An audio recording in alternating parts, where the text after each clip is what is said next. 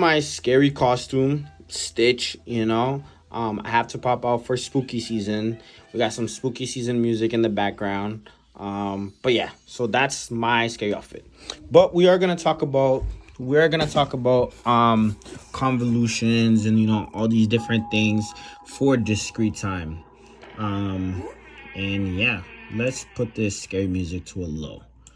But essentially we're gonna find the output y of n when we have an LTI system, and when the input is an exponential convolved with a unit step. So essentially I labeled this into different parts to make it a lot easier to understand, all the way up to like step 5. But the first step that we're going to do is you basically use the difference equation. First, we're going to start by substituting different values, where we have h of n, which is essentially y of n, and then we have x of n, which becomes the impulse of n. And essentially, once we have our original equation, we're going to substitute the values. And yeah, so this is essentially the this is h of n is equal to y of n h of n minus 1 plus 2 times the impulse.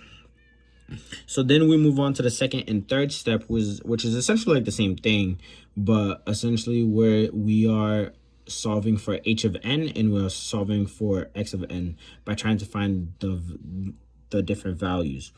It's important to note that this function h of n is recursive because of the n minus 1. So it requires the previous previous response. This song is not scary enough. LOL. But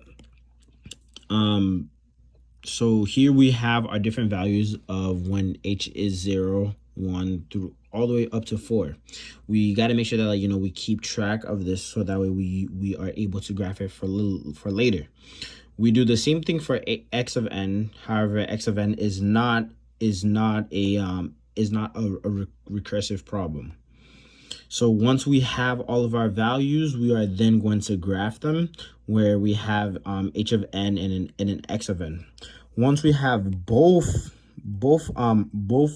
problems graphed, we are going to move on to the ticker tape method, where we essentially are trying to find the final output. We use the ticker tape method and solve for when y of n, which is the output, is 0 all the way up to 4.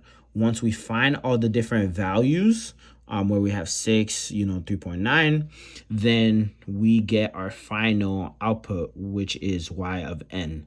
And that is essentially how we solve for the first problem of in the causal LTI system. Thank you, and have a great spooky season. Blah, blah, blah.